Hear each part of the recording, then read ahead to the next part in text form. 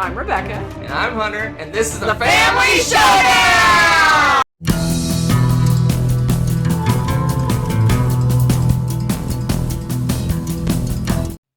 Howdy, folks. Welcome to my recap of the World Series of Board Gaming. My experiences, my adventures, my misadventures, your takeaways, my takeaways, my giveaways. No, there's no giveaways. And my lovely assistant. Hello. More like I'm her assistant, but my lovely assistant Rebecca not. will be the Costello to my Abbott. I don't know which one's the. I bet. Yeah, that works. I'm more of the. Which one's the? Yeah, Abbott's the silly one, right? Yeah, no. You're more They're like both silly. Anyway, World Series of Board Gaming. This is a big tournament. It's going to be an annual thing. They've already scheduled for next year. So you can go out to World Series Board Gaming. I don't know you can find it on the internet. Google it. And they have next year scheduled, ready to go. I believe you can start signing up in November. Wow. Anyway, so what this is a tournament where they bring people from all over the world, apparently, because there's people from Netherlands and Finland and everywhere coming to this thing.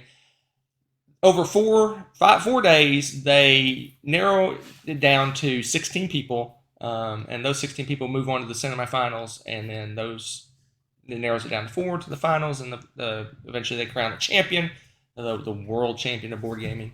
And that person gets $25,000. Second place gets $10,000. Third place got $5,000, and fourth place got $1,000. So there's 16 different games you can play over 4 days. So you can choose to play one of those games. You can play one game each day, however you want to do it. There's a package deal where you can get hotel and all these other things. But each day, there's a champion of each game, and they get a cool little World Series ring with the event name on it. And they move on to the semifinals. So that's kind of an overview of the tournament. But in addition to that, it was a full-blown convention. So it kind of felt like a local convention mashed up with this big giant tournament that just kind of meshed together. So they had an open gaming area. They had some vendors. There wasn't a lot. There was maybe 10 vendors there. They were neat though. And the gaming library was the Dice Tower West library, which was a massive library. So it's like a local convention with a massive tournament with an awesome library. So I don't know how many people actually showed up just to do conventioning. I'm sure there was some, but there wasn't really any way to tell. I guess I could have stared at people's badges and probably and seen if they had all the side events thing only like mine. Yes. So if you signed up at a certain level, you got some free guest badges that people can come with you. They get in the convention for free, and they can do all sorts of fun stuff as well. It's a great concept in terms of it's a mixture of things. But I talked with who it was. Maybe it was Tom Vassell that I talked with. It didn't feel like they advertised the convention much. They really stressed the tournament part, and the convention was kind of a side benefit of going to the tournament. I don't know if they're going to change that and push more for just people to show up and open game and do vendors and stuff. I don't know. But that's kind of an overview of what happened. I don't know what else to kind of say about that. So the tournament itself, there was a complete, from what I saw, a complete mixed bag of players. You had people that were new to gaming or just super excited about it and were going just to have fun. That's cool. You had the people that were kind of in the middle. They're kind of experienced gamers. They have no real expectations of winning, but they want to give it a shot, and who knows, they may luck into something. Then you got your hardcore tournament players and your, what I call, board game savants, people that are just on next level board gaming. So you have the entire spectrum of players, which is a good and a bad thing. It's a good thing because it gives exposure to the game to a lot of different people, but you have very contrasting play styles going on here. You have someone who's just having fun and doing whatever, and you have the person who's played the game 1,000 times and they know every single little strategic thing, and they run algorithms in their head as they're playing, and you can just see the numbers crunching in their brain while they're playing. So that dichotomy, is that the right word? Anyway, Yeah. is not. It's a weird thing. It's weird. It's very weird for someone to go, oh, I'll just do this, and then the next guy's like, okay, that's worth 2.7 points, and that's worth Yeah, it's 1.3 like points. it's amazing. If I go here, I'm going to. Well, if I go there, then he's going to do that, and then she'll do that. Then I'll get to do that, and then he'll do this. Okay, that's not my optimal. I mean, you can see this. They're not doing this out loud, but you can just see the gears. The wheels are turning. Gears right? are just. That's cool. They're just That's cool. flying in their head. That is whole next level. That's amazing. It is. That's amazing. Yeah, it's next level stuff. So if you do go, understand that you have the entire spectrum of people. Well, I mean, it's the World Series, so I would think you would kind of expect that, right? Like, yeah, I mean, and there's no barriers to entry, right? Which I think is cool. I like that. You just pay your entry fee, and anyone can play. So which is good. Again, good and bad, because I like that anyone can do it, but there really needs to be some way to rank, maybe a ranking system or something. Maybe? But that's not good either, because if you go with a ranking system, then the best player will play the worst players. Okay. Because that's the way tournament works. The best teams play the worst teams. That always is weird to me. Yeah. Because they're the best, so they should get the benefit of being. They had a really good year, so they have the benefit of having a better advantage in that. I guess that's why I don't run tournaments, because I'd be like, first and second player, go. So yeah, so and I consider myself somewhere in that middle ground. I don't consider myself a new gamer. I don't consider myself a super insane strategy person. Even though I gave it a shot, but I thought I had some strategies until I got to this tournament, and I realized I had some noob strategies, so to speak. Whole new level stuff, right? All right. So that said, I'm gonna go into each of the games I played, kind of my experiences with each of the ones I played. Then I'm gonna go kind of stuff that happened outside the tournament setting. So. If you have any questions about anything that I say, or have questions about next year or anything like that, just shoot put down in the comments, put your questions, and I'll do my best to answer them, all of them as quickly as I can. Because we were planning on doing this live, but our internets did not cooperate with us. No, but I did record 2 questions that people had written down before the internet died, so I will give those to you at the appropriate times. Okay, perfect. So, like I said, the tournament takes place over 5 days. 4 of those days you're playing games, and then the winners of those games move on to the semifinals, the finals, which both happened on the last day of the convention. The first day I got there, I had about 2 hours to chill, and then I went straight into my first game, which was Splendor. So before we jumped in, actually a fan of the show came up and talked to me, Aaron. And his lovely wife, and we actually played a practice game. So that's so cool. Me, Aaron, his wife. I'm horrible with names. I don't remember her name. I apologize. And MJ, who is a board game owner in Spokane, Washington, which is apparently cool. Sam Healy's local game store. Well, the one he goes to. I don't know if it's local, but that's one of the ones he goes cool. to. But anyway, we played a practice game of Splendor, and Aaron promptly schooled me in that game. So.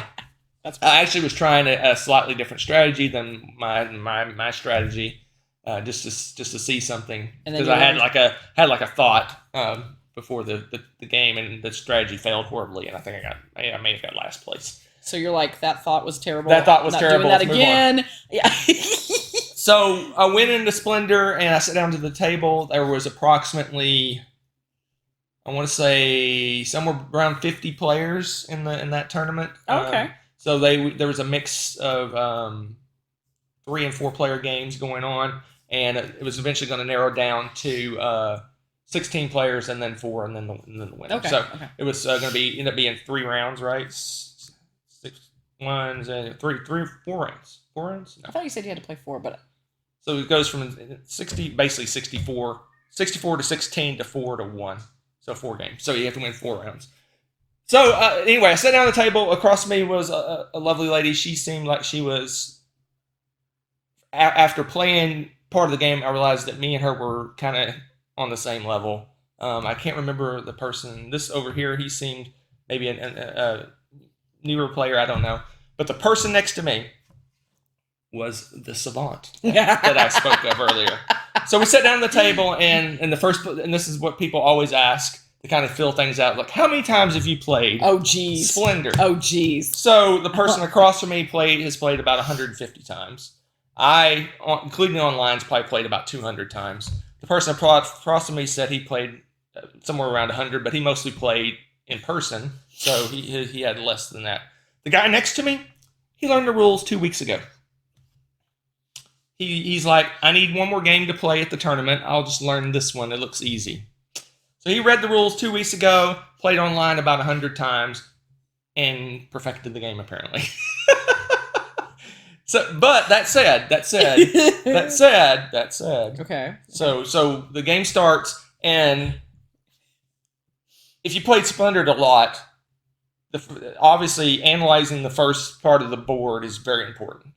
We got the most weirdest, wackiest starting board ever. Everyone just kind of looked at the board and like ground to a halt because it was so weird. So I may go too far into the weeds. If it's so, just fast forward like 30 seconds or so.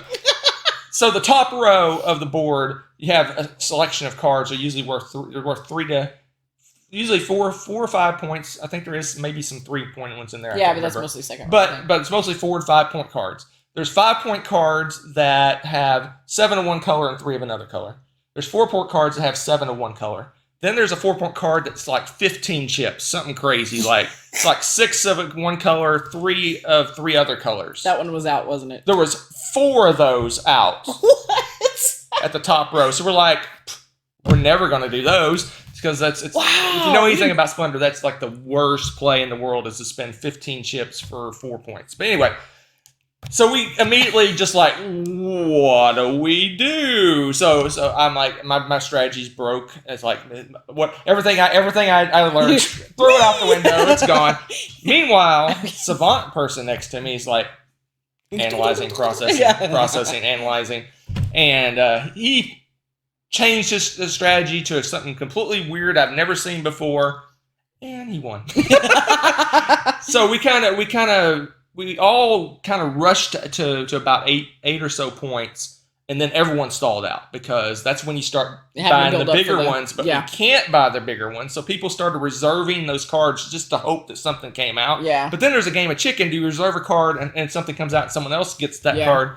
So it was like we all kind of just ground to a halt of like playing chicken, who's going to make a move. Wow. Meanwhile, Savant Boy has got this other strategy going. Like I'm looking like I need to start copying this strategy, and so I started kind of doing a little bit of what he was doing.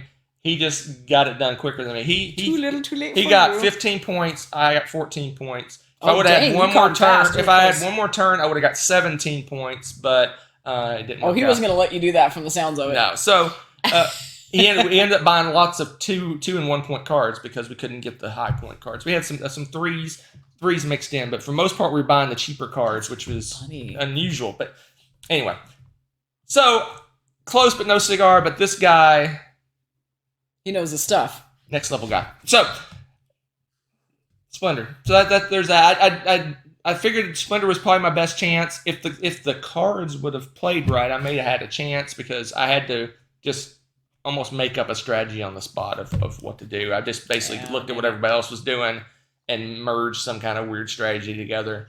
It's not how I normally play. My normal play is to get a big point card, reserve it, build up buying 1 and 2 point cards, and then boom, drop a 5-point card right at the end and surprise everyone. That's kind of how I do it.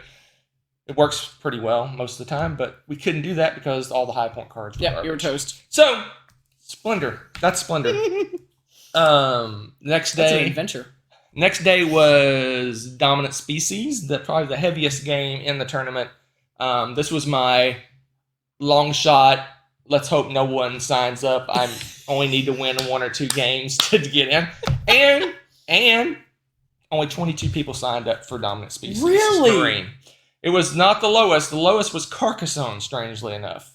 Really? And next lowest was Catan. So I think it was Carcassonne, Catan, Dominant Species. I never would have guessed that in a million years. Yeah, they were surprised. Wow. The tournament directors were surprised too. But anyway, Carcassonne's super random for the most part, and Catan is Catan. I mean, Catan. that's going to be a hit or miss on.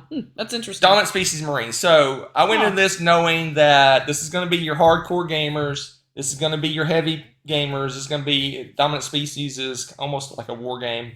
It's expected war. to get some war gamer types playing as well. So I sit down and we go in to sign up, and what you do is that you go up to the sign up sheet, and they give you a table number. So I walk up. I was one of the first ones to show up, and I went up and he said, "Okay, you're at table 1." And I look down. There's only 3 tables. So 3 tables, 22 people. Where's the math in that, right? I'm like, how can I? It only plays 4 players. So he's like, "Oh yeah, this doesn't look right." So he wanders off, comes back and says, "No, it's right. It's fine. Go. You're table 1." So I go sit down at table 1, and I'm one of the first ones there. And eventually, people mill in, and there ends up being 4 people at table 1, 4 people at table 2, and 14 other people just milling about. So apparently they gave people buys in the tournament. So it's a 22-player tournament. They gave 14 buys. 8 people had to play in the first round. Those 2 winners move on to the second round with 16 people. Now you got your perfect 16 for combo. Let's just say that there were some very unhappy people at those 2 tables because they had to play an extra 4-hour game compared to everyone else. So immediately, for the most part, there was a couple of people that were kind of easygoing, but for the most part, everyone was pretty cranky that they have to play an extra round, and there's people that don't. It was just luck of the draw. There's not much you can do. I figured out a way to do it, but what they want is to end up with a 4-player final. Okay. So in order to get to a 4-player final, you need to have 4 tables in the semifinals. Okay. And the only way to do that, you can't have 4 tables with Dominant Species with 22. If there was 16, you would have had 4 tables of 4, but there's 22, so they had extra people that they had to figure out how to do this. They could have done it differently. They could have done some 2- and 3-player games and got to 9 tables and then a 3-player final, which is what they should have done, in my opinion. Even though Dominant Species doesn't play very well 2 players, you can play it 2 players. But yeah, it was, people were, let's say there was an entire spectrum. There was those that were like, oh, it's the luck of the draw, who cares? All the way to, I am super angry. I'm going in this game angry because I have to play an extra game, and this person over here gets to have lunch and chill out for 4 hours. So were the rounds like back to back too? Yes. Okay, I think I'd be probably in the angry part. I'll get to that. I'll talk more on that later. So people are immediately kind of not in their best state of mind heading into this game because there was no warning. There was absolutely no warning this was going to happen. They could have, I assume they knew and known this days in advance. They could have warned people, hey, you're going to have to play an extra round. I apologize, blah, blah, blah. They gave us a $5 discount chip to the vendors for having to suffer through an extra round. But anyway, that said, oh well, it happens. I think they could have done it differently. I'm hopefully going to send them some feedback. They need to figure out a way not to do buys, just not to do them because it's completely unfair. Rough schedule. I'll go into that more in a minute. But anyway, so we go into the game. We set up the game. We get ready to go.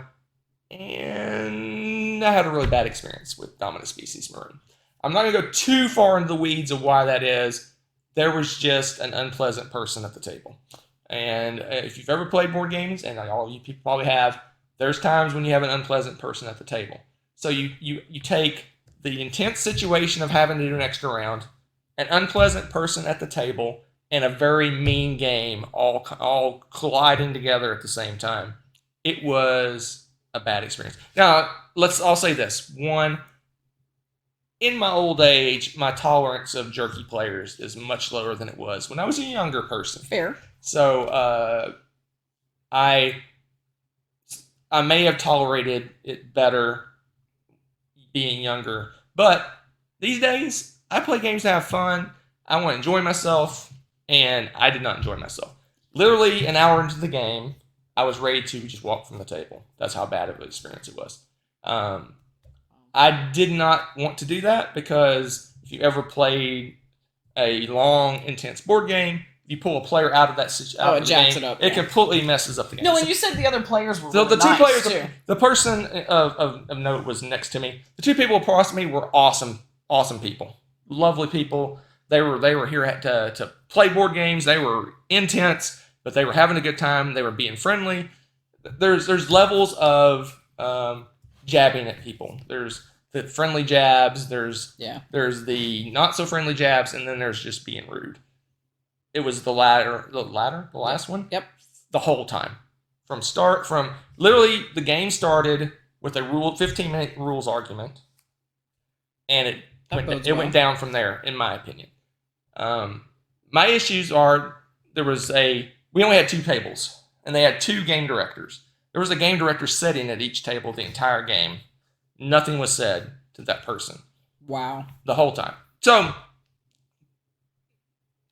I did not want to get up in the middle of the game and go over to a different person and say, hey, there's a horrible person at the table. What do we do? Yeah. I didn't want to be that guy.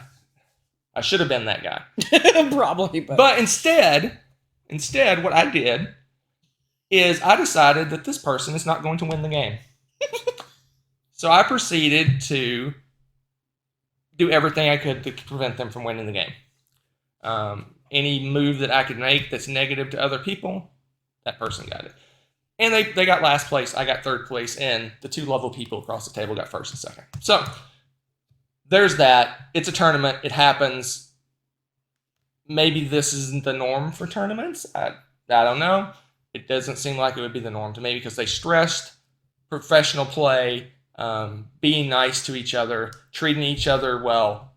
They sent an email to us stressing this. They said at the start of the tournament, they said that.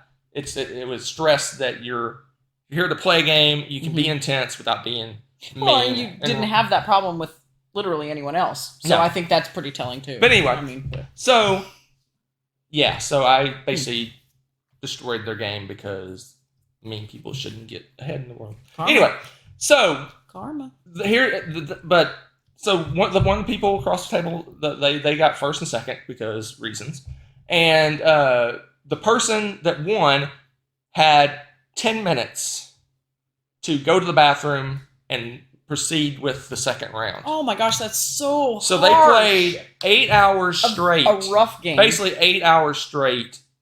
Meanwhile, other than the 2 winners of those 2 tables, the other 14 have taken a nap, gone to lunch, had a couple of drinks, had 4 hours to do whatever they want in the whole world. That's rough. That's rough. So, yeah. So, my feedback is they need to find a way not to have buys. There's a couple ways you can do that. You can just do lower player count games in the first round so that everyone plays, even if it's suboptimal number of players. Oh well. Yep. Dominant species plays 2 players. You can play 2-player games. Yep, we have. Or they need to cap the entries. What I mean by when they get keep 4, it in sets of 4. When they get 4, they open up the next section, and those are tentative until they get 16. That makes Then they sense. open up the next section, and those are tentative until they get 64 or whatever's playable. Mm-hmm. I mean, you can do 3 and 4 player games. You need to make it where everyone participates in every round. Or, and this is impossible, you need to have a ranking system somehow. Yeah, I don't know how you would do that. But yeah, like you said, it's impossible to do. But the best way would be to rank them. The best dominant species player in the world is ranked number 1. Through 1 through 14, the 14 best dominant species players, those would be the ones getting the buys. And the ones that are less experienced or lower ranked don't get the buys because that's the way most tournaments work when you have buys. Anyway, so let's move on. That was a very negative experience. It happens. I can count myself lucky. I can probably count on one hand how many super negative board gaming experiences I've had in my entire life. Yeah. But that was one of them. Woo! All right. But there's better things to come. But, well, yes. Yes and no. So, that was Dominant Species. Next round, the next game I played the next day was Raw. This is the one I have probably the least experience with. This was my shot in the dark, maybe I'll get lucky, and move on to the next round. So, we walk in. There is 24 players playing Raw. Okay. Guess what? Half the players got buys. Oh my god. Half the players got buys because they wanted to have a 4-player final, and that's just how it worked. They did 6. No, I don't remember how they did it. They did 18. I don't remember. But anyway, half the players got buys. Half the players did not get buys. Guess who didn't get a buy? Again. That was me. So if they do buys in the future, they need to make sure that people that didn't get a buy on one day Get it on get a something buy else. on the next day. I mean, that's fair. That's fair. It's not a perfect world. It's not a perfect situation, but they easily that. can go down a list and see who's had buys before, and those people have to play or something. But I didn't get a buy, so yeah, that's the way the world turns. So I sit down at the table. Raw is an auction game. It's kind of a pressure luck auction game in a way. So after playing for a little bit, I felt out the players on the table. We had a person to my left, which seemed like an experienced player, more experienced than me, a good player. And then we have a person who super brand new. I think. Oh wow! I think they're here. They were here with their boyfriend or husband, and they were just participating to have fun. I guess that's awesome. Which is great. Which is totally great. Person across from me, super experienced Raw player. He said he wasn't. This guy was, if you know poker terms, was angle shooting the entire game. He said he barely knew the game. He barely knew the rules. No. He's super experienced, super good. He knew all the different tiles, how many of there were each tile. He was counting people's tiles. Oh, yeah. I only played this game a few times. No. You lie to me. You lie. And he was working the table the entire time. Oh, he's like, oh my gosh, you need to do that. That's a great move for you. It's a horrible move for you. But... So I knew what he was doing, and I took it for what it was worth.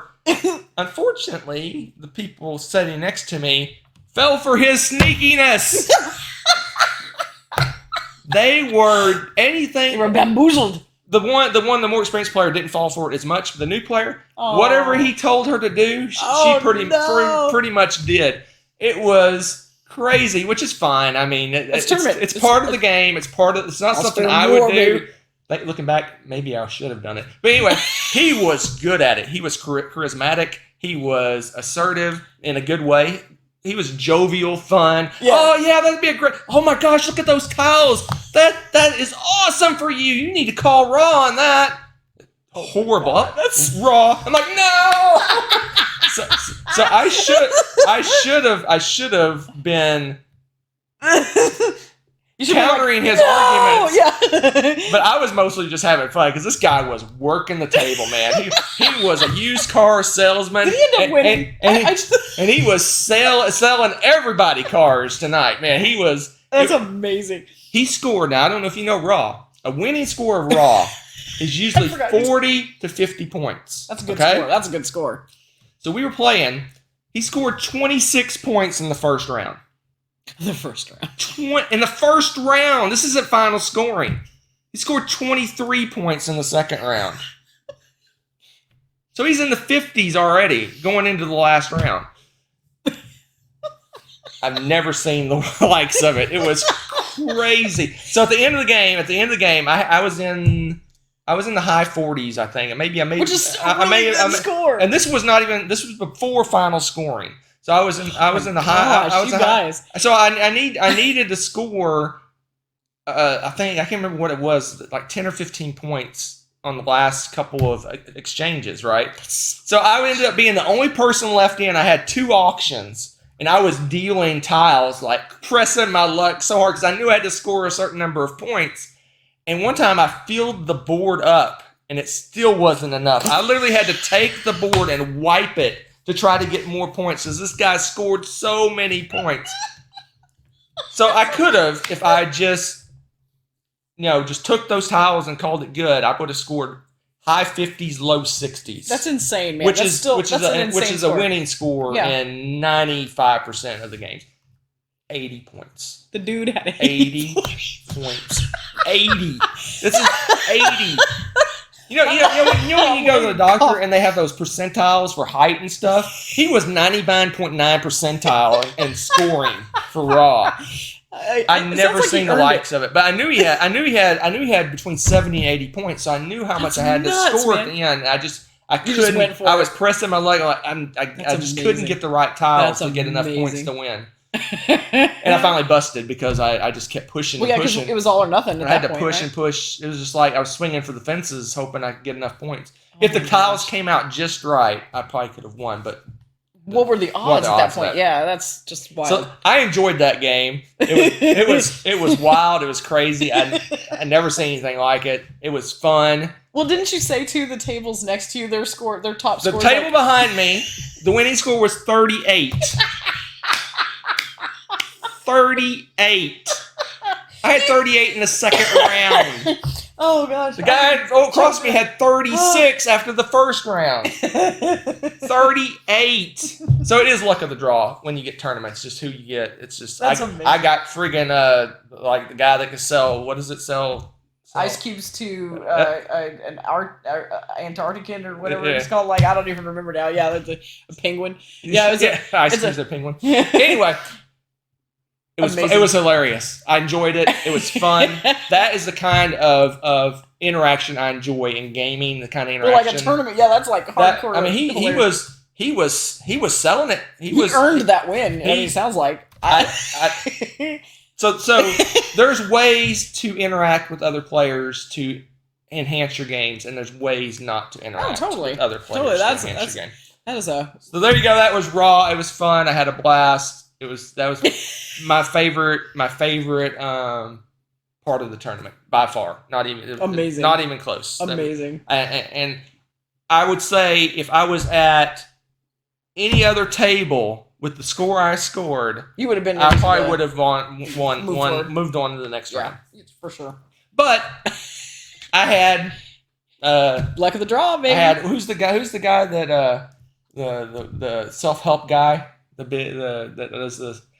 can't think of his name. Anyway, so he's just smooth talker, silver tongue, amazing, awesome, amazing. Anyway, fortunately, I don't think he ended up winning, but anyway, the tournament. So let's move on. I was rooting to for my him. last day, my last shot at greatness, Dune Imperium. So I played Dune Imperium, and so did the whole world. There was by far the most people in any tournament. That's interesting. It was packed full of people. It was a line out the door, around the street. There was tons of people playing Dune Imperium. It's a hot game. It's got everybody loves that game. Yeah, it's got some good strategies that you can build. It has asymmetrical stuff going on, so there's lots of different ways different angles to go at it. So. Dune Imperium. So I was sitting outside Dune Imperium waiting to come in. Apparently Terraforming Mars went over, so we got held outside for it was probably close to 20, 30 minutes. So we were sitting outside waiting to go in. And I thought I knew Dune Imperium pretty good. I've studied some strategies. I got some ideas. I know which leaders I like. I know what I want to try. I know I got some ways of winning. Meanwhile, standing like 5 feet from me, we have a group of players sitting around going, okay, so the opening gambit for Deep Leto would be to this, and this. And the guys, no, that can be countered by Baron Harkonnen's this, and that. And they're like, oh, yeah, but then you can do this, and that. And it's like, oh, well, then next thing you need to do is do this, and that. And I'm like... I don't know if you ever seen, was it Martin Short in when he does his hair goes back? Is that what you were doing? I'm like, you guys are on another planet from me. Dune Imperium. That's amazing. It was awesome. I was just like, my eyes were getting wider and wider. You're taking notes at that point? I'm like, they know the names of the board spaces. Anyway, it was awesome. And the guy that won Splendor tournament was one of the guys chatting in that group. Oh, dang. So you knew you were in trouble then. I'm like, oh, man. So we go in, we sit down, and to play Dune Imperium. We get started a half hour late. We had to go through the entire decks and make sure they're all full. We had to check all the components. We had to count everything, organize it, set up, and got started. It was probably an hour after the normal start time. Oof. That's okay. That explains everything. Well, spoilers. No, I was trying to figure out because you don't get to go in where they're playing. Like it's set off. Like if you're in the tournament, you're in this separate room. I can't go see where you're at, so I have no clue what's happening. You have to confirm because you're playing other people's copies of games. I don't know. Like in Raw, we inventory everything, and there was a tile missing, so we had to completely pack the game back up and recount a new game because it had a tile missing. Dang. Anyway, so we get all set up, get ready to go. So we got some people around the table. They all seem pretty intense, but very quiet. So it was a very quiet, heads down strategizing game. Cool. So things were going pretty well. I did my normal strategy is to, if you played, again, I'm getting a little in the weeds with Dune Imperium. So my normal strategy is to grab up a bunch of faction points, get an early combat done out of the way, not worry about combat for a long time, and then hit one of the end combats at the end that are worth more to kind of win. And then along the way, maybe get a Spice Flow point or whatever. So Dune Imperium is a race to 10 points, but that's not how you win. That triggers the end of the game, and whoever has the most points at the end wins. So my deck's kind of a slow burn because I'm building up factions. I'm trying to win, at least 6 points, maybe 7 from factions, and then get that early combat point. So that's 7, and then you get a final combat, gives you 2. 2 plus 7 is 9, plus 4 player, you start with 1. There's your 10 points. That's how I normally go try to get my 10 points. I did exactly, my plan was working perfectly. I was behind, but again, I kind of do the grab some faction points at the end, get that big combat, and usually leapfrog to the win. Yeah, you're sneaky. That was my plan. So the score at the time was the person next to me had 9, I had 7, which I wasn't worried about because I was figured I could win 4 points in the next round. That's what I figured I could win. So I wasn't too worried, and then another person had 6 or 5, and another one had 4 or 3 or whatever. So, wandering up to us about this time, someone says, "You guys have 15 minutes." That's a thing. What? Could you give us some warning? So they just walk by. We have to stop. We have a hard stop at 5:30 or 4:30 or whatever time it was. You got 15 minutes. Wherever you're at when 15 minutes hits, it's going to be your score. We're like, no, it's not. Everybody at the table said, no, it's not. It's like, well, play fast, and you can try to finish, but play super, super fast. So it becomes a speed Dune Imperium. Everybody's like, I go here and do this. I go here and do that. I go here and do this and do that. I go here and do that. I mean, it's just like boom, boom, boom, boom, boom, boom, boom. Everybody's because everyone wants to finish because everyone has different strategies. Like I figured I could get 4 points in the next, not this round. The next round I was going to get 4 points. She could have. I didn't think she could score a point. The lady next to me, she didn't. I ended up scoring 4 points, and she ended up scoring 3 points. We tied, and I lost on the tiebreaker because there's no way you can maximize your turns when you're going. I just did the minimum to get my points. Yeah. I didn't worry about tiebreakers. I didn't worry about anything else. No, because you're just trying to finish. I'm just like, I know what I need to do. I need to win that last combat, so I threw a ton of troops in that combat. I won that combat by 10 or 12 troops or something like that. I could have done other things to help with my tiebreaker. I could have potentially even got another point if I would have maximized my stuff. But I'm like, okay, I got to get these faction points. I have to win this combat to get to 12. Wow. And the lady next to me got to 12 as well because she. And then you guys tied. And we tied, and she just happened to have more resources than I did because. Reasons, yeah. Because I was like, we played 2 rounds of Dune Imperium in 20 minutes. Good Lord. 2 in-game rounds of Dune Imperium. I had 4 workers. I had the Mentat and 3 other workers. That's wild. For 2 rounds. Yeah, that was. Well, that's whack because you guys started late too. Yeah, so on top of that, we had 2 hours to inventory a game, get it set up, pick our leaders, and play a 4-player tournament game of Dune Imperium in 2 hours. We ended up going over 5 minutes. We needed another half hour. Well, yeah, at least. Well, yeah. I wish it was filmed, but I bet you anything if I went back and looked at what I did, because I was playing so quickly, I could have finagled another point because I only needed 3 money extra just doing my moves to get an extra point, or I needed 2 spice. You can't tell me in 8 plays. Yeah, you could have. I couldn't have gotten 3 money or 2 spice especially more. since you had way more troops than you really needed. Yeah, I had 12. I had 12 extra points that I didn't need for troops. Yeah. I just threw everything at it. I'm like, I gotta. Because if I didn't win, there's no way I was going to win if I didn't win that combat. So yeah, that was. Yeah. It is what it is. I mean, I could have just as easily happened to get the right stuff to do it. But again, I was hyper focused on getting the points I thought I needed to win. And the lady next to me was a better player than me. She deserved to win, to be honest. She was super. Yeah, she was able to do that. She was super efficient, super good at what she did. I just had some sneaky plays and sneaky moves that I had up my sleeve that I was planning that she didn't know about that caught me up to her. But it is what it is.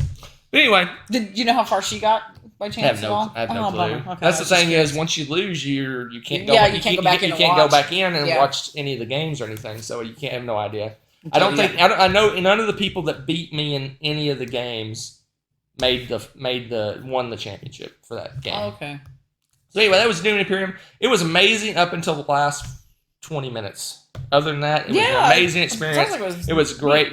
It was great. The people were great. I mean, everybody was super quiet, which is fine. I mean, some people are quiet and heads down when they play games. That's that one's fine. Kind of a thinky one too. But the person next to me was an older gentleman, slightly older than me. I don't know what he's claiming. He may not even be older than me. I don't know. When they said 15 minutes, he said, "This is ridiculous." Yeah. And just looked defeated. Oh, that's not. And I felt bad. I'm like, oh man. I mean, I rolled with it. I was upset because I think I could have moved on. I know I would have probably got annihilated in the second round. But still, we would have made Because I watched the finals for Dune, and I think the guy played 1 card and scored a point. I'm like, how do you even do that? Anyway, I need to go back and watch it. I don't have a chance to watch Anyway, so even if I would have gone on, I would have gotten destroyed in the second round, I'm sure. But it would have been nice to move on one time, and I think I could have done it if I would have had more time. Because I talked to the lady afterwards, and I said, "Hey, did you have any way to get a point if you probably would have done your turn better?" She said, "I don't think I could have done my turns better," and I'm almost certain I could have done my turns better because I could have not gone to 1 troop space and gone to the place that gives you 3 money, and that would have given me a point. That's all I had to do different. Yeah, that's just painful. But I had to be sure that I won that because the final combat was with 2 points. If I didn't win that, you were not even going to get that tiebreaker. I was not going to. But I didn't have time to go, okay, let's see. He's got 10 points in the truth. That necessary math, right? He's got 2 intrigue cards. That could be another maybe 4 or 5 daggers. Okay, this guy here, he has 12. They're not going to. If I did that, they would have just blown a gasket because they were coming by every 2 minutes, making sure we were playing fast because they allowed us to finish. Anyway, oof. That's exhausting. It is what it is. It was exciting. It was a fantastic finish. Honestly, I thought that she had some intrigue cards that were going to score in-game points. She didn't, so I'm like, I really could have done You're like, what? Yeah, that's the big reveal. Anyway. So nothing. Go ahead, continue. All right, so that's the tournament. These are for later.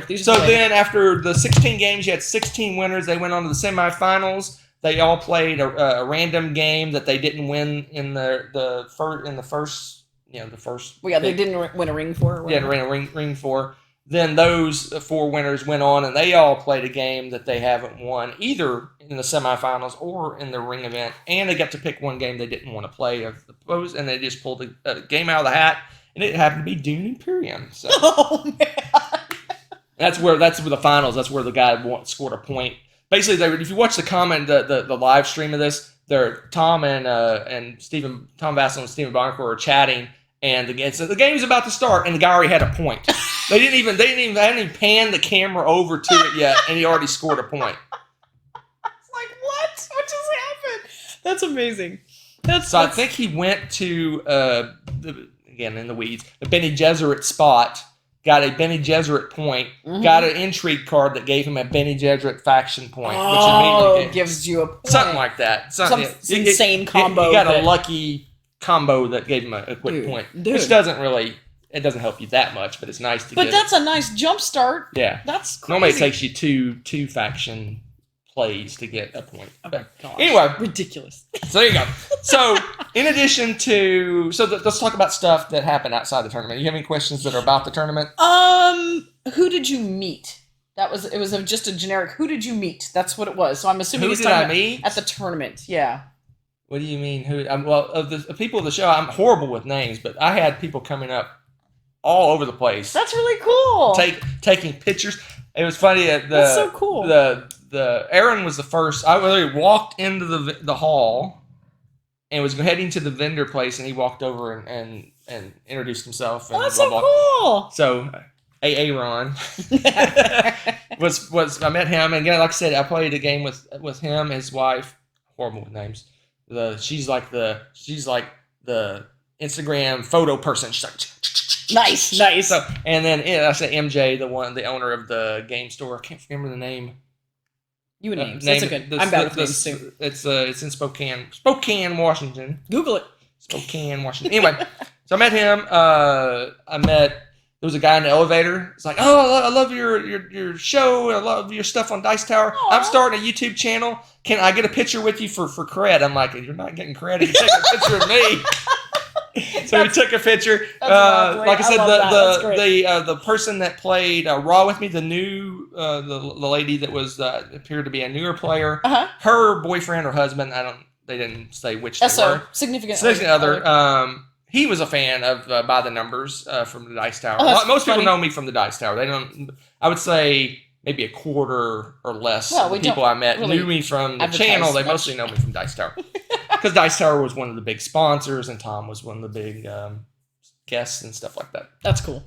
Have fun. I'm a person, and when I was waiting Dune Imperium, a person came up and introduced herself. We chatted, and we both stared at the Dune Imperium aficionados over here that were doing the ultra, like the chess, like you got to plan 27 moves ahead. Apparently, that's how they played Dune. We chatted for a while. That's fun. He was actually from Houston. Again, I'm the worst. I really need to carry a pad of paper and write names down. I am the worst. There's a thing about aphasia. Is that what it is? Name aphasia or something like that. I swear I have that. Yeah. I swear I have that because I am the worst. The only way I remember is out of sheer panic. The only reason I know Aaron's name, to be honest, is we took a picture together and I zoomed in on his badge. And so that's how bad I am with names. I'm just the worst with names. So I apologize if you came and said hi. I love it. It really it reinvigorated me to do this stuff. Now just the internet would cooperate with us. And anyway. It's frustrating because it's like we want more stuff with y'all. And then I met some people that were there. I met Tim, who's the owner of Meepoville. He runs Dice Tower West. We chatted for 15, 20 minutes, something like that. Awesome human. About Dice Tower West and Meepoville. He runs a board game cafe in Vegas, Meepoville, and he runs Dice Tower West. It's cool. He originally was MeepleCon that basically transitioned into Dice Tower West. Yeah. Talking about it, and I brought up the subject. I'm like, hey, isn't Dice Tower West like the third or fourth biggest board game convention in the United States? He's like, I think you're right. That's awesome. That's so cool. I was like, and they're looking to grow, and they got a big giant convention space, so they have the growing room to expand out with more people and stuff. Man, we gotta go. I wish it wasn't during when I have March, first cool week in stuff. March. That's like the worst time of year. Yeah. So anyway, we chatted with him for a long time, and then Tom randomly invited me to hang out with him because I guess they get cut loose at certain times each day, and that's cool. And Tom originally wanted to go to the Pinball Hall of Fame. That didn't happen for some reason, but we just wandered the strip, and we had dinner, and we talked shop, and we talked about family, we talked about everything, and it was a nice little pleasant evening of just chilling out. Apparently, Tom likes to just leave everything occasionally and just kind of refresh and things like that. So it was cool. It was nice. We talked about the entire spectrum of things, board gaming and family. We even got a little politics. And What? Not about avoiding politics. Yeah, I was gonna say that sounds more like it. Politics and just everything about. Well, I was gonna say, and he also showed you like some cool new little shops and stuff around the strip. Yeah, you guys were wandering. He had a little hidey hole I didn't know about that. That it was. He ends up showing me where all this was. It was cool. Down. Where was it? Can't remember. It's down by the Ferris wheel. There's like a little side street, and you go along the strip, and you cut in towards the Ferris wheel, and there's all these shops and stuff, and it's not as crowded. And that's cool. It was a nice little place. We had ate some pizza and just chilled and chatted for a while. That's cool. That was nice. What was I gonna say? Who else you were meeting? Did you meet any of the people that ended up being? No. Here's the thing about the tournament, and it's a plus and a minus. Once you're out of the tournament, you kind of lose contact with it, which I wish there was a way. I'd be curious. I know it's distracting, and I don't know how they do it, but it'd be fun to watch and kind of, that person beat me. I want to see how they do in the next round. You learn the next day who won. That's about all you They should do like a stream in the next room, like live stream footage or something. They did some. Well, that'd be hard to do. I mean, you literally. I don't know how you would do it, but it'd be nice to see how people went on and. Yeah, it'd take a lot of extra tech stuff. And see how their strategy that beat you, how it plays in the next round. If they play completely different in the next round, that sort of thing. That'd be that would be really cool. It was really cool. So yeah, it was nice hanging out with Tom, and for the most part, I just kind of chilled when I wasn't doing the tournament stuff. I didn't play a lot of games. I chilled in the room. I walked the strip. We had to work too. Some. I went and. Didn't you have to work some? Oh, you didn't. Oh, good. You actually had. Went down. I just walked around. I got like 70,000 steps in 5 days. So 4 days. 4 days, and I didn't include. That's not too shabby. So yeah, I was just walking around doing stuff, looking at stuff, chilling. Then Rebecca showed up Friday night, and things got crazy. Not really. Wow. I was liking where this story was going. I was like, oh yeah, let's hear this. We just tried like every kind of food that we could find. It ended up being a culinary experience. We had lobster rolls and nachos and ice cream sundaes and like all sorts of exotic foods that it was like quirky stuff we found around there. Yeah, it was. We had a good time. We walked a ton. That was gonna say the last time we were there, it was our 10th anniversary, and we were doing like a vow renewal thing. But I had a busted foot. I was in a boot, so I was very immobile, and we didn't get to hardly do anything because I had to either ride in a car or like not go. So it was hard. So this time was great because we got to walk everywhere, and we're walking around and exploring places and trying new things and checking out shops. And we stopped a couple times and like, should we go to a show? I was like, this is kind of fun to do something different because we did shows last time. Because all I could do was sit. Right. So that's all we did last time was sit and go to shows. Yeah, so this was great. We got to try a bunch of different things and explore, and got to show me a bunch of the places that, like you said, you found, like you and Tom went wandering through, and just different things like that. And that was a blast. Now, I did, let's see. Oh, there's one question. The other question was favorite non-gaming thing of the weekend. Hanging out with Tom. I mean, I've kind of known Tom for how many years now? 7 years now. We've done marathons with Dice Tower. We've done tons of conventions and stuff. But other than one time at BGG where we kind of talked for like 10, 15 minutes, we've never sat down and just had a conversation. Ever. In 7 years. Yeah, not long. Yeah, like the ships passing in the night. Yeah. I mean, it's like we would stop and chat for 30 seconds or whatever and say hi and stuff like that. You guys have chatted a few times though, like restaurants and stuff, but not like the whole afternoon like that. But yeah, it was nice just to kind of get away from everything and just chat. Oh, what I was going to say is that we were heading to his little secret little place. It's not that secret. It was a secret, not hundreds so secret. and hundreds of people there, but it's kind of off the beaten path. Some guy randomly stopped and said, "Hey, Tom!" And Tom stopped, and the guy said, "Hi, I'm a big fan." And Tom's like, "Oh, you're here for the World Series?" And he's like, "No, I'm here for some random convention." That's awesome. Some friggin' high-tech IT thing. Cool. That sounds really boring. But anyway, and he's like, "Oh, and Hunter." And Tom did like his neck snapped around. He's like, "What?" That's hilarious. It was funny. Anyway, That was cute. so it was, yeah, That's funny. so that's one of the few times I've ever been recognized, Like randomly out not yeah. in a board game convention or at game store. It was That's funny. And Tom was like, I thought it was funny because his head snapped around like, it was funny. Anyway, so that was funny. So yeah, the favorite thing, hanging out with Tom was cool. Hanging with Rebecca. We have some fun. We have kids, so we don't get to do that. We don't get to do that very often. So. No, it was wild just staying up late and exploring You didn't places. stay up late. I did too. I usually go to bed really early during the week. Yeah, even you did the make weekend. 11 one night. I guess that is 1 a.m. Texas time. We stayed up later than that. How dare? Oh my goodness. We stayed out really late. One of those evenings we stayed up till like 1. Which is 3. Which is 3 our time. Thank you very much. How? We had a great. No, it was a blast. Now, I know that the middle part of that had a lot of negative stuff. It had the cranky player. It had the buys. It had the being rushed in the game. All that aside, this was their first shot at this, and they literally had to herd cats for 5 days.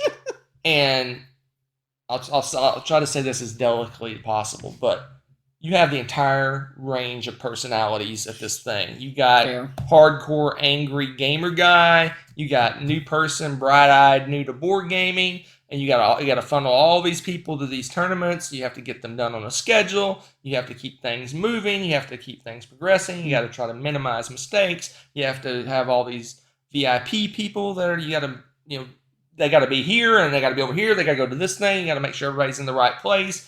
You're dealing with a game library. You're dealing with vendors. You're dealing with check-in. You're dealing with hotel stuff.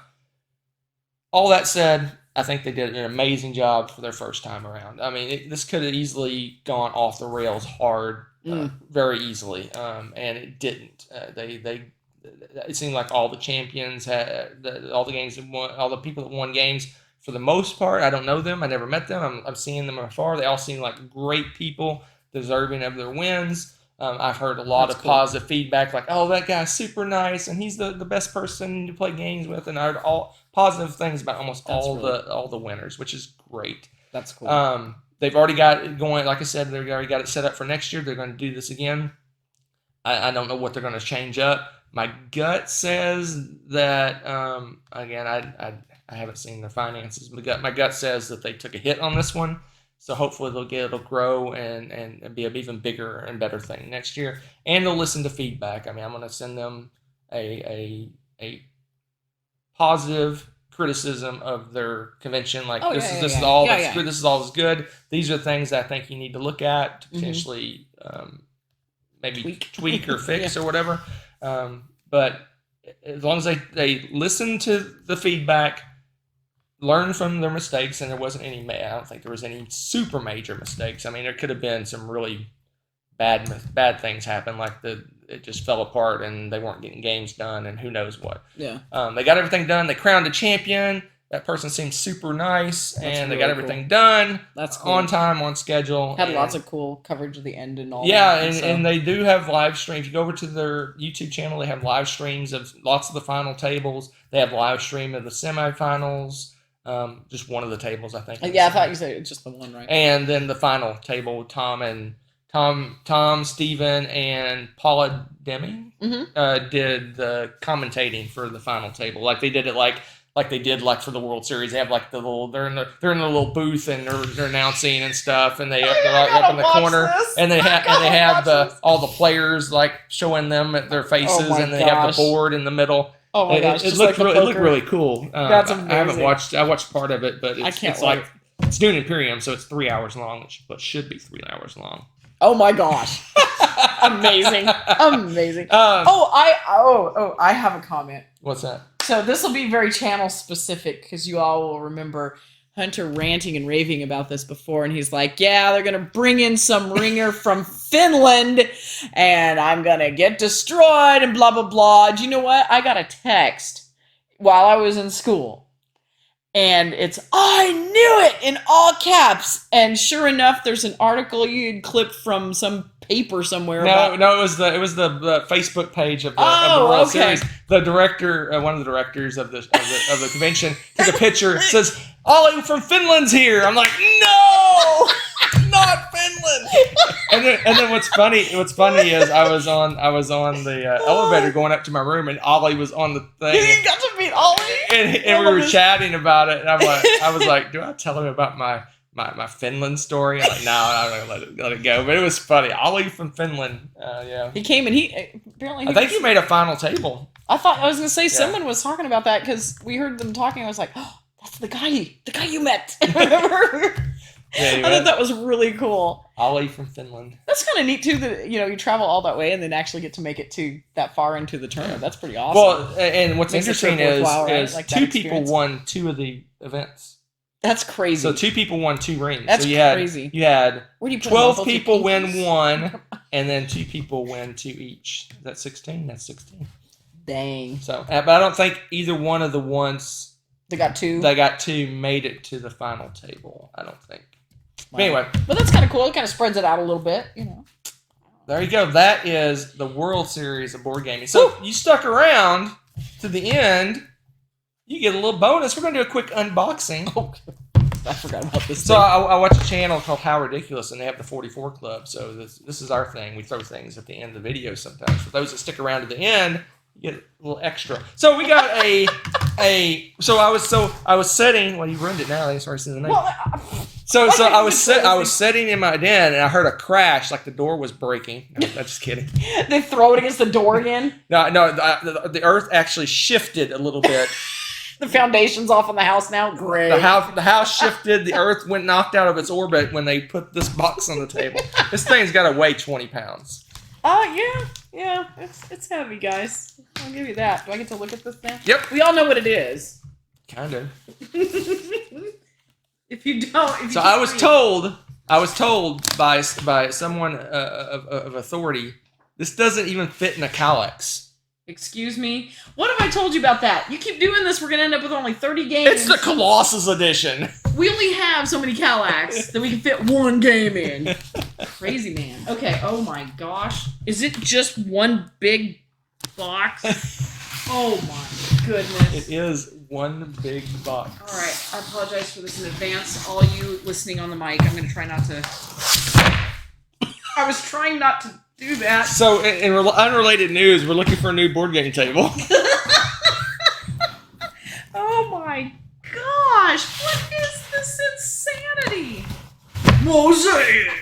The entire civilization fit inside a box. What? This has got to... Okay, listen, board game companies. This has got to stop. What is happening? Or it's got to start. People's homes are only so big. We're going to have to make a home out of board games. You know, when I bought the Colossus edition, I didn't expect it to have a Colossus inside of the box. You know what? I've always wanted to see what the Colossus would have looked like, intact. Now we know. So as a bonus, since we didn't do this live, we're going to go ahead and open this puppy up. Why not? Yeah, what's Maybe. It? Okay, there's a little thingy here. See, look at this. Oh, I was going to do it. My brute hands. Oh, fine, do that. I loosened it up for you. Did you? Totally. Look at this ridiculousness. All right, we'll peek at the goodies inside real quick. So is this a mega game? No. It should be. What is... Come on. Come on now, Colossus. Oh my gosh, there's so much cardboard. There's 27,000 rule books. I'm hoping that... Oh, these are reference cards. Okay. But this, how to play... Are these all different? Oh my lord, why are there so many? How to play... I think they did like Twilight Imperium. They did a quick how to play, and then... No? That's this, I think. Did I get 2 copies of the rulebook? They're both in English? Yeah. No, hold up. What's that? That doesn't look like English. No, it is. It is English. Well, that explains by the forces of gravity. I don't know if I've ever seen it. That must be a mistake. Okay, well, you have Herodotus. Go ahead. I'm letting the dog out. Oh, dog one's out again. All right, so we have really nice looking tiles. Look at this. Ooh, and on the back, These say Wonder, and these say Golden Age over on this side. That's cool. That's cool. Look at this. Start punching. We have Civilization Achievements. We have cool looking double-sided tiles. They have pictures on one side, and on the back, they actually say what they are. Like there's farm towns and cities and whatnot. Same thing with these. Different player colors. Same thing here. Different player colors. Ooh, we have resources coming out our ears. Those fish look funky. We have coinage, and we'll probably use ours. I think we're probably going to have good coins inside here. Oh, really? Is this It's probably base games. Okay. Some of this is we have base game coins stuff. with X's on them, though, like buttons. Dudes! Lots of dudes. Infantry, cavalry, etc., etc. More of the same on the player colors. More dudes for your player colors. Ooh, and temples. Great library, Coliseum. Oh, we have 7 wonders. Okay. And here it is, folks. The big one. Dun, dun, It's not that big. It's a normal size board. Ish. Anymore. I can't tell if it's sideways or not. It's a normal board size, not these days anyway. Look at this bad boy. Oh, I have it up right on pure accident. It's Mare Nostrum. Rome somewhere. Oh, dear me. Why are you pointing that? Anyway, Mediterranean.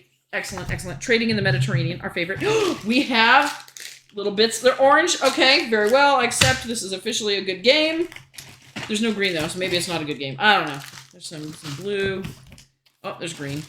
We have little bits of wheat. Oh, my gosh. You were right. The weird fish, but on things. And metal coins, guys. Listen to that. That is the sound of greatness. Ooh, a really big, fancy player one piece. This kind of reminds me of Railroad Tycoon. You know, the big piece. Wooden piece. We have 3-dimensional minis of the 7 wonders of the world. Hey, they have a picture of what they think the Colossus looks like, which is probably historically inaccurate, but anyway, let's see. Player boards, recessed player boards, guys. Glorious. Oh, in the player colors, which, ooh, there is a green. Magnifico. Lovely, lovely. I'm liking this. Scoreboard. Look at this. Recessed as well. Ooh. Look at that. That's pretty. I'm a fan. Oh, man, am I a fan. Okay, wait. So we have giant cards. What are these? Leaders. Okay. We have an artiste. Okay, so we have leaders, but this is why I got excited, guys. Eventually, are these game trays? If they're not game trays, there's... They got the game trays. I don't see the name. It doesn't have their symbol on it. Nope, these are long pack games? Or is that the company? Yeah. But in here, look at this. We have trays for the players with lids. So you can just be like, here, player green, you get to play. And then we have the tray with all this, and we have regular cards and things that are all wrapped up. Yeah, this replaces most of that stuff you saw. Oh my gosh, this is so nice. Yeah, they've got all the player colors stacked in the bottom. And then you have this tray here where it has all the cards and major pieces there. This is probably going to be our resources, I'm guessing. We'll go in here. This is really nice looking. Like, really nice looking. How fun. Why does it have to be so big? Because it has the base game and all the upgraded stuff. Okay. Both. Okay. That's why it's so big. I'm not going to attempt to put this all back. Well, maybe I will. I was going to say, it's not that difficult. It's not that Alright, folks. kind of have That's enough of that resources. nonsense. But I thought you guys would like to see that because that's cool. I'm stoked. This is really, really pretty. Pretty. Alright, that is it for this time, folks. Sorry for not doing this live. We'll post it up. Hopefully, I'll get this up. I guess you'll see when it's up, but hopefully the next day. 1 week from Tuesday, so whatever that day is, the 11th, it's going to be a variety show where we'll talk about a variety of things. Maybe we'll talk about new games we played. That isn't Splendor. Or Dominant Species. Dominant Species, or Raw. Or what's the other one? Dune Imperium. And now we can play Dune Imperium with the expansion because we've been putting off. Yeah, we have because we didn't want to change your game up, right? Practice with the expansion. Man, those names. So we have so many games to play. Names. So hopefully over the next few months we'll get a bunch of new games to the table because I've been practicing. Plus that list of games that we were supposed to play. That's it, folks. We'll see you next time. Thanks for watching. If you enjoyed this video, give it a like. Click subscribe to join our wonderful viewer community. Want to be notified when we upload a new video or go live? Click on the little bell below.